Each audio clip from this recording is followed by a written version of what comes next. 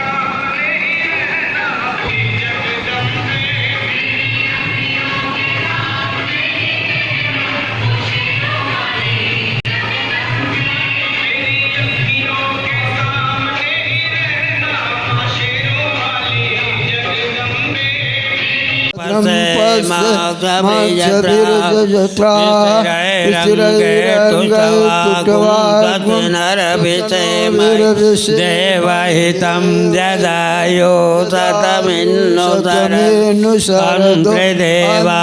चक्रानजरसं तनूनां पुत्रां सौजत्र पितरो भव। ब्रह्मा गुरु विष्णु गुरुदेव महेश्वरा गुरु साक्षात्।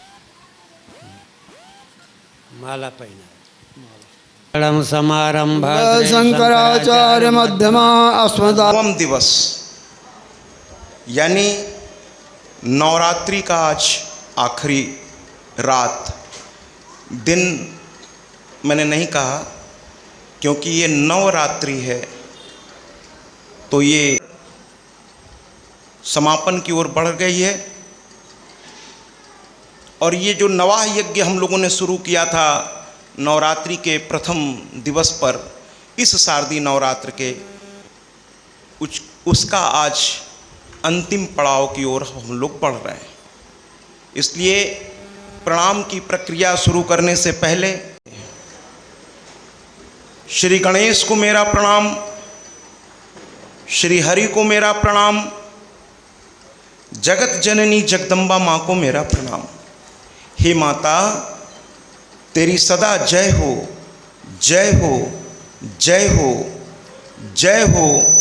कि लिखने को मैंने 18 पुराण, 18 उपमहापुराण, 4 वेदों का विभाजन मैंने किया है, लेकिन वाचन मैंने किसी भी पुराण का नहीं किया है।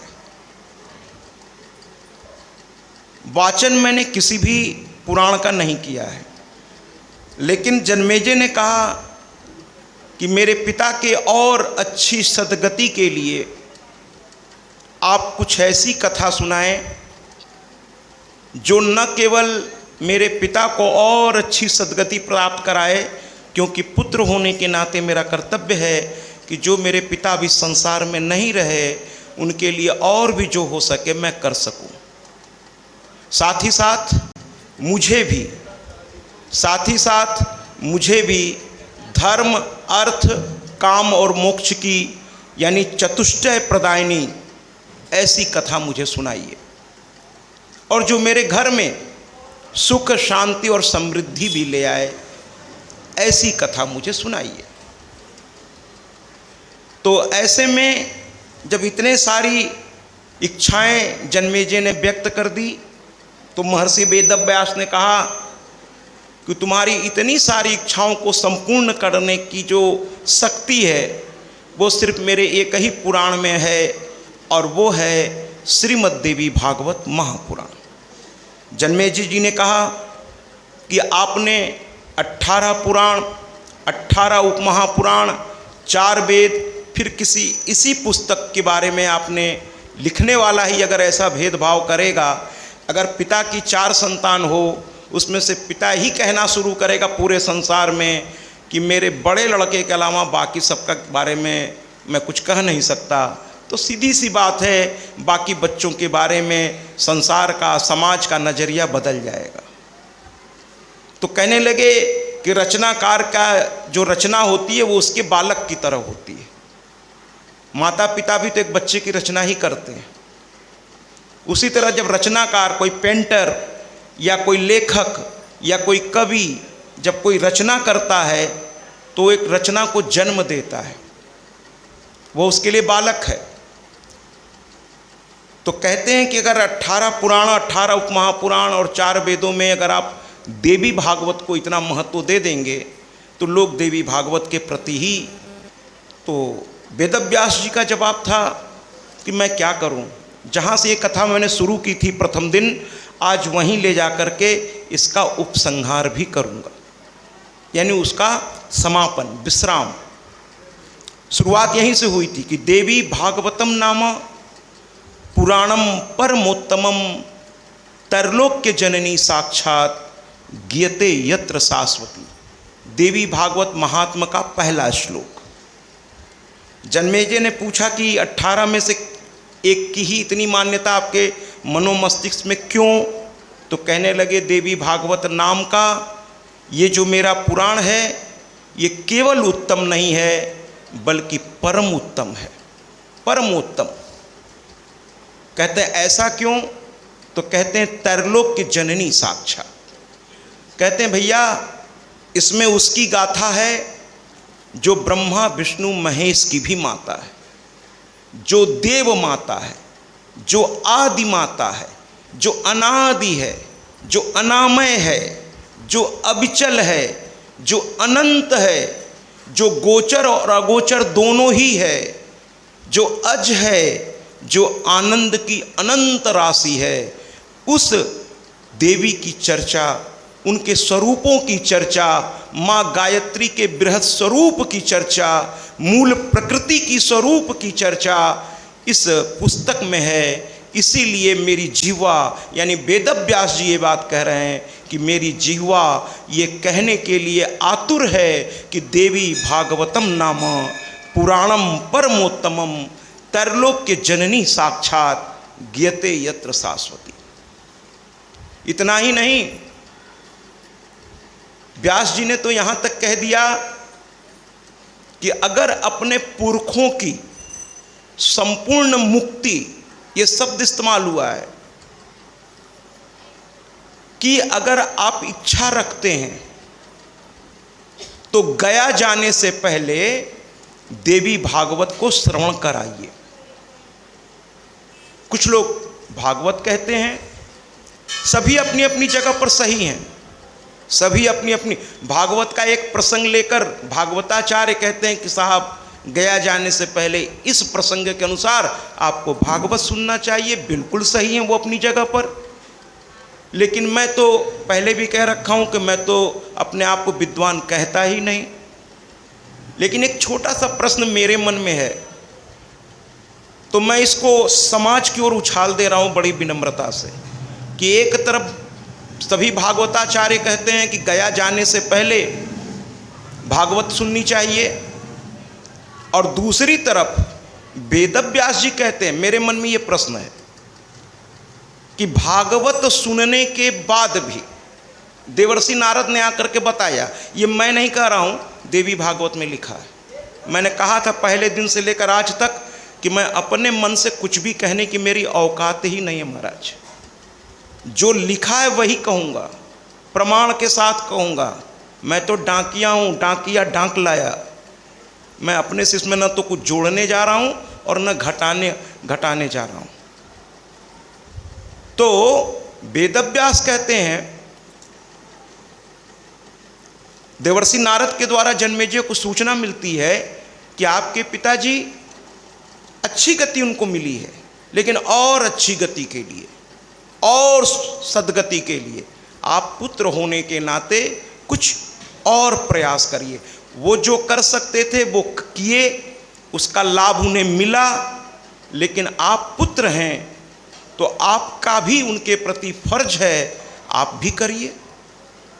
और जब उस फर्ज को सोच करके जन्मेजय जी परीक्षित के पुत्र उनके जाने के बाद व्यास जी के पास बैठे, तो व्यास जी ने जो कहा वही मैं दोहरा रहा हूँ। उन्होंने कहा कि संपूर्ण गति प्राप्त करने के लिए, एक संपूर्ण देव स्वरूप से भी ऊपर जा करके उस स्थान को प्राप्त करने के लिए, हे पुत्र तुम अपने पिता के और अच्छी सदगति के लिए देवी भागवत सुनो। और न केवल कहा बल्कि व्यास जी ने 9 दिन के लिए वहीं आसन जमा लिया। ये 9 दिन तक श्रीमद् देवी भागवत उन्होंने सुनाया। 10वें दिन पूर्णाहुति हवन बड़े बड़े आचार्यों के देख रेख में संपन्न हुआ। उसी समय ऐसा कहा गया है, उसी समय देवी भागवत कहता है, उसी समय देवर्षि नारद पुनः आए। इस कथा के समापन पर यही होगा। और वो आकर के बड़े प्रसन्न होकर जन्मेजय को कहने लगे, अभी अभी मैं उधर से आ रहा था, मैंने देखा एक बड़े ही दिव्य विमान पर एक बहुत ही दिव्य पुरुष बैठा मुक्ति द्वार की ओर चला जा रहा है। स्वर्ग नहीं कहा, मुक्ति द्वार। तो जन्मेजय ने थोड़ा सा चेहरा ऐसे कि मैंने प्रयास किया था अपने पिता के लिए, और ये तो कह रहे हैं एक दिव्य पुरुष। मेरे पिता के बारे में तो कुछ कह ही नहीं रहे, कह रहे हैं एक दिव्य विमान पर एक दिव्य पुरुष आरूढ़ होकर मुक्ति द्वार की ओर। तो देवर्षि नारद की ओर उन्होंने देखा तो व्यास जी ने मुस्कुरा कर कहा, चिंता मत करो, ये जो बात कही जा रही है वो तुम्हारे पिता के लिए ही कही जा रही है। तो भैया यही प्रश्न मेरे मन में है कि लिखने वाले ने संपूर्ण मुक्ति का द्वार देवी भागवत को कहा है। अब मैं ये समाज की ओर छोड़ देता हूँ कि गया जाने से पहले वेदव्यास की बातों को अनुसरण करें या आजकल के बहुत ही आदरणीय जो आचार्य हैं उनकी बातों का।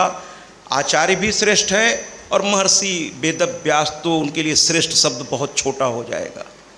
अब तय आपको करना है कि गया जाने से पहले या तो दोनों सक्षम हो तो भागवत और देवी भागवत, और नहीं सक्षमता हो तो आप तय कर लीजिए महाराज कि गया जाने से पहले महर्षि वेदव्यास की बात या भागवताचार्यों की बात, वो आप तय कर लीजिए। महर्षि वेदव्यास तो वहाँ तक उन्होंने कह दिया देव स्वरूप से भी ऊपर के स्वरूप को प्राप्त करने के लिए देवी भागवत। और उन्होंने एक चीज़ और कहा कि जिस देवी की स्तुति करके भगवान विष्णु सर्वश्रेष्ठ देवता बने, जिस देवी की स्तुति करके देवों का देव महादेव बना, जिस देवी की स्तुति करके परम पितामह ब्रह्मा रचनाकार हो गए, तो क्यों न उस सुप्रीम पावर को हम लोग पकड़ें। अगर किसी विभाग के सबसे उच्च पदस्थ व्यक्ति से आपका परिचय हो तो आप फिर नीचे की ओर क्यों जाना पसंद करेंगे? आप कहेंगे मैं उन्हीं से बात कर लूँगा, जब वहीं सब उसके हेड हैं तो मैं उन्हीं से क्यों ना बात कर लूँ। थोड़ा प्रयास करूँगा उनसे मिलने का, जो प्रयास मैं किसी और से मिलने का करूँगा सीधे उन्हीं से मिलने का प्रयास करूँगा। बाकी मैंने कहा ना कि सब कुछ अब आपकी तरफ है। तो ये तो हो गया गया जाने से पहले क्या। इसके अलावा देवी भागवत कहता है कि हर शुभ काम से पहले, चूंकि आज आखिरी इस सत्र का आखिरी है तो ये सब बातें आएंगी कि हर शुभ काम से पहले, मुंडन से पहले, यज्ञोपवीत से पहले, गृह प्रवेश से पहले, यहाँ तक कि विवाह से पहले। और विवाह पर बड़ा जोर दिया गया है क्योंकि विवाह जो है एक नई जिंदगी की शुरुआत होती है दो लोगों की, एक पुरुष जिसका विवाह होता है और एक स्त्री जिसका विवाह होता है। इन दोनों की जिंदगी में एक अभूतपूर्व परिवर्तन होने वाला होता है और दो परिवारों का मिलन होने वाला होता है। कुछ विवाह शुरू होने से पहले ही विध्वंस की ओर बढ़ जाते हैं क्योंकि दो अलग अलग सभ्यता और संस्कृति, मैं यहाँ पर इसलिए कह रहा हूँ क्योंकि हर घर की अपना आचरण का तरीका है। इस कथा के माध्यम से हम कई घरों में जा चुके हैं और मैंने देखा हर घर की अपनी एक परंपरा है, हर घर की अपनी एक सोच है, हर घर की अपनी एक संस्कृति है। अब एक घर की सोच संस्कृति आज दूसरे घर की सोच और संस्कृति से विवाह के रूप में मिलने जा रहा है और जब गंगा और यमुना, हम लोग कितने भाग्यशाली हैं कि प्रयाग के निवासी हैं, तो जब दो जलधारा और बीच में गुप्त माँ सरस्वती की जलधारा, जब तीनों आपस में मिलती है तो महाराज देखिएगा लहरें बड़ी तेज उठती हैं, वहाँ की धारा भी बड़ी तेज हो जाती है, क्योंकि दो अलग अलग संस्कृति अलग अलग स्थानों से होकर के एक स्थान पर जाकर मिल रही है। तो मेरे हिसाब से विवाह से पहले, विवाह में जब आप खर्च बैंड बाजा बारात में आप न जाने कितने लाखों रुपए, जो कि आधे 1-2 घंटे की चमक के साथ खत्म हो जाती है। खाना में 56 प्रकार के व्यंजन, बड़ा से बड़ा महंगा से महंगा गेस्ट हाउस, लेकिन जो मूल जड़ है कि जिस युवा की शादी हो रही है, जिस युवती से हो रही है, उसके दोनों के इस गठबंधन में सुख आवे, शांति आवे, स्थिरता आवे, उसके लिए हमें अनुष्ठान करना चाहिए, वो भी विवाह से पहले। और अगर संभव ना हो विवाह से पहले तो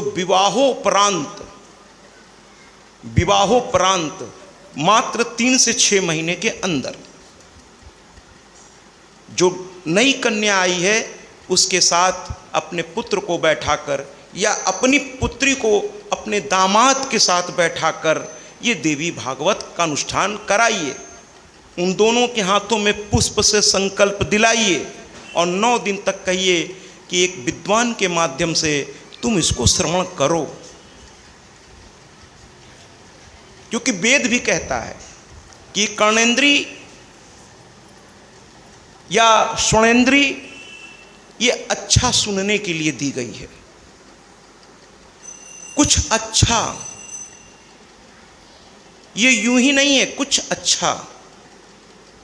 अब इस पे विस्तार में हम बहुत नहीं जाएंगे क्योंकि आज कथाएं बहुत है, बहुत सी माताओं के, तो उनके नाना स्वरूप के दर्शन आज हमको करने हैं। तो फिर वही कहूँगा कि इसको देवी भागवत को एक संस्कार के रूप में, एक आवश्यकता के रूप में इसे अपने जीवन में धारण कीजिए। मैं तो कहता हूँ घर घर में श्रीमद् देवी भागवत महापुराण रखिए महाराज। हमारे वेदव्यास कहते हैं कि इसका आधा श्लोक भी अगर रोज पढ़ लिया जाए या सुन लिया जाए तो उसकी दुर्गति नहीं होती।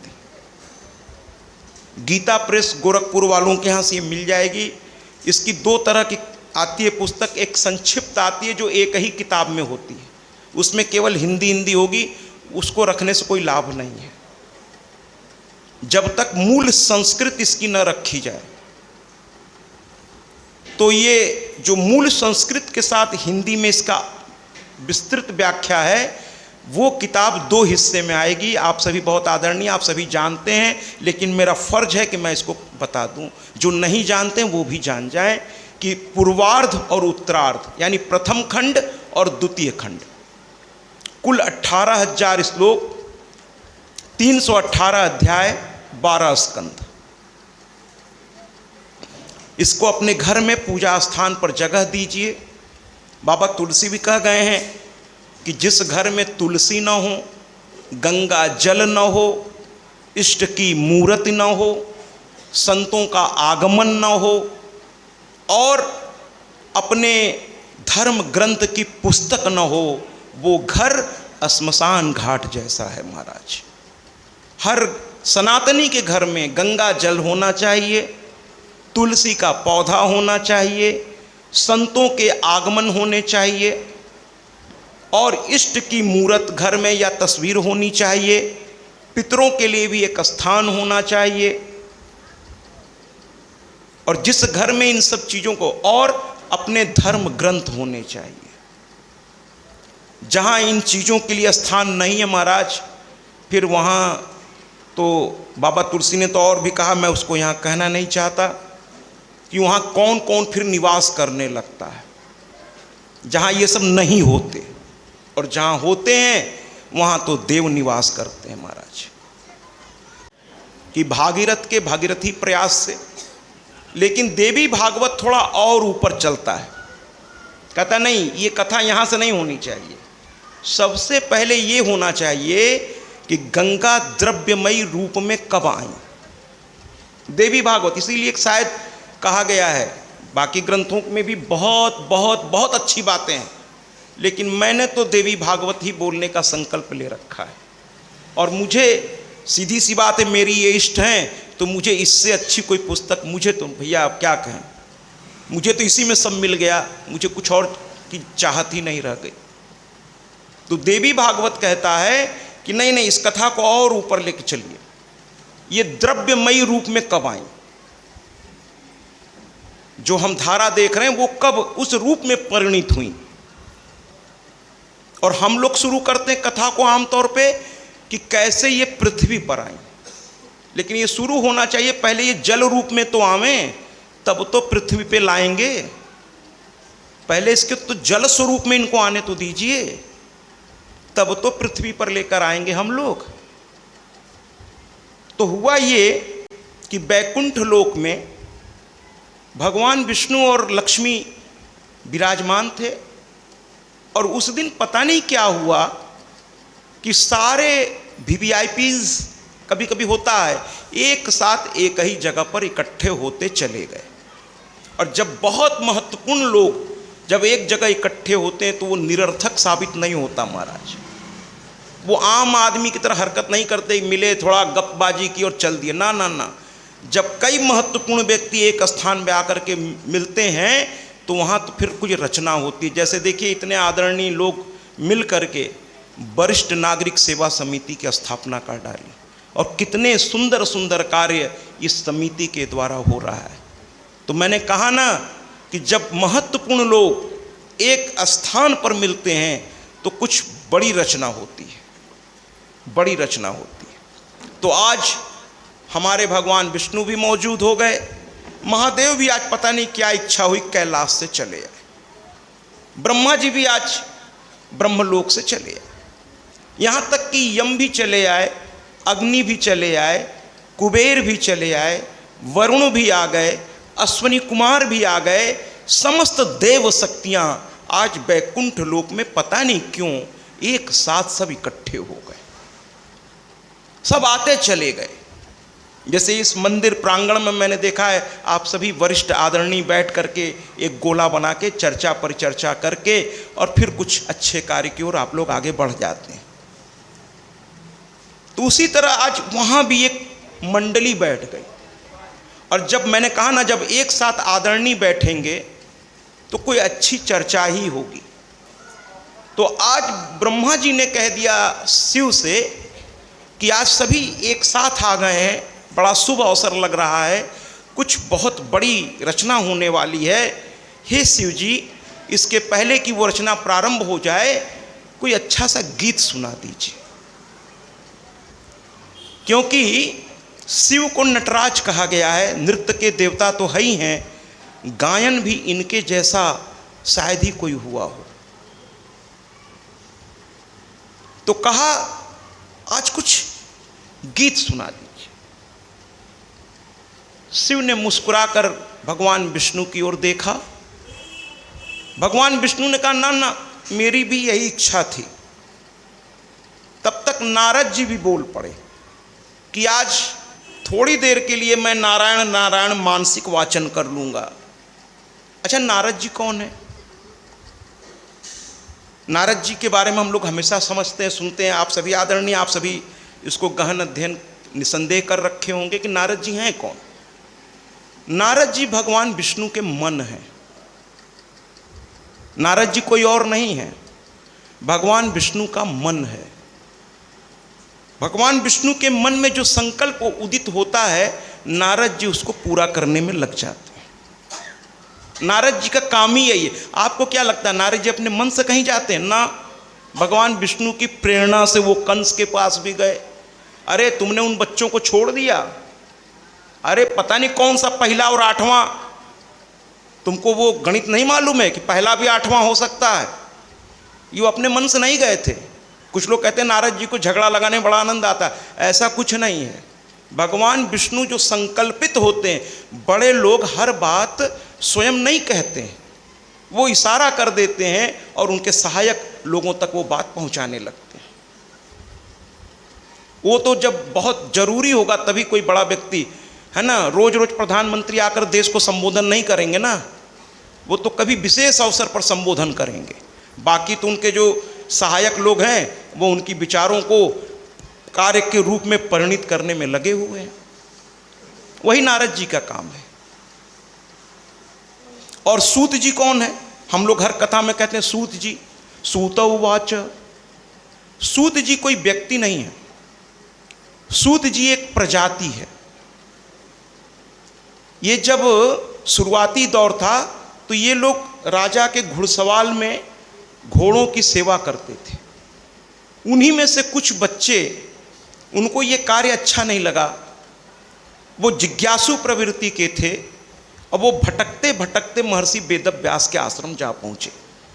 उधर वेदव्यास भी चिंतित थे कि मैं पुस्तक लिखता जा रहा हूँ लेकिन इसका समाज तक पहुँचेगा कैसे?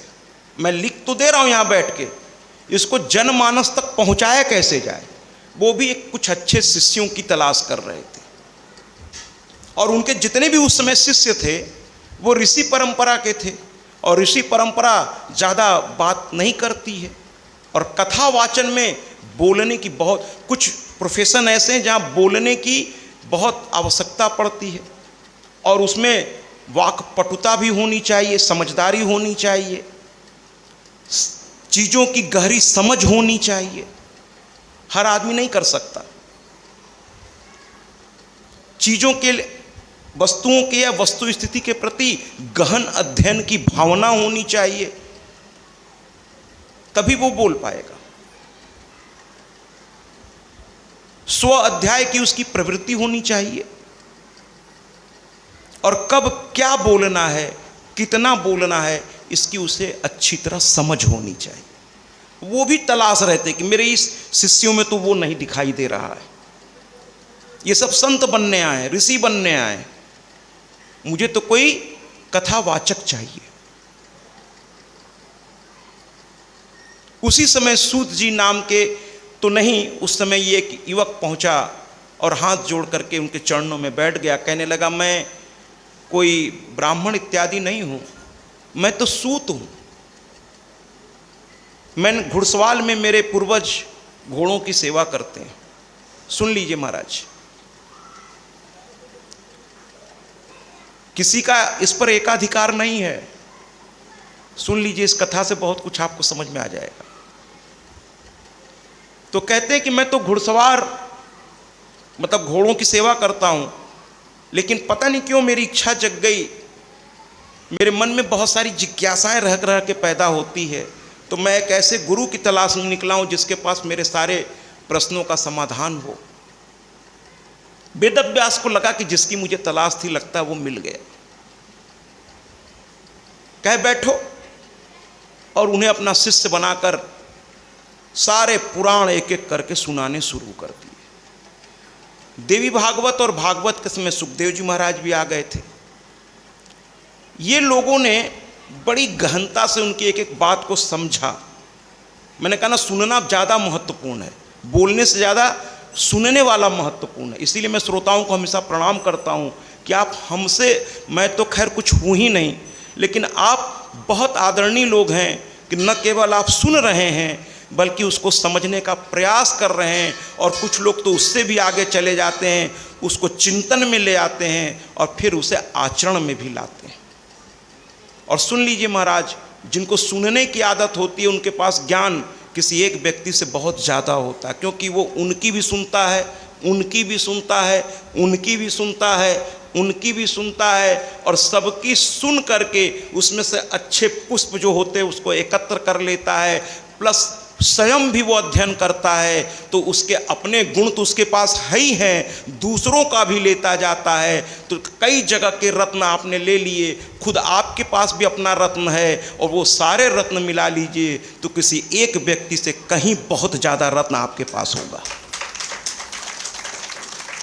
मैं खाली समय में जब कथाएं मेरी नहीं रहती तो मैं अध्ययन, और एक बहुत ही आदर के साथ एक नाम लेना चाहूँगा, मैं उनको बहुत ध्यान से सुनता हूँ। आने वाले हैं महाकुंभ में जूना पीठाधीश्वर आचार्य महामंडलेश्वर। स्वामी अवधेशानंद गिरी जी महाराज। वो बहुत साहित्यिक बोलते हैं, थोड़ा उनकी कथा जनमानस को समझने में कठिनाई होगी।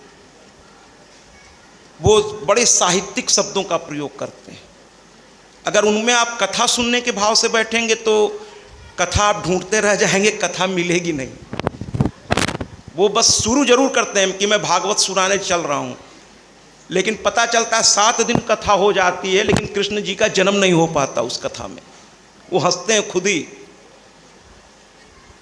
वो प्रवचन देते हैं और क्या क्या बातें कह जाते हैं। वो उनको सुनने के लिए बड़े बड़े मतलब लोग ऐसे जमीन पर बैठ के सुनते हैं। बड़े बड़े संत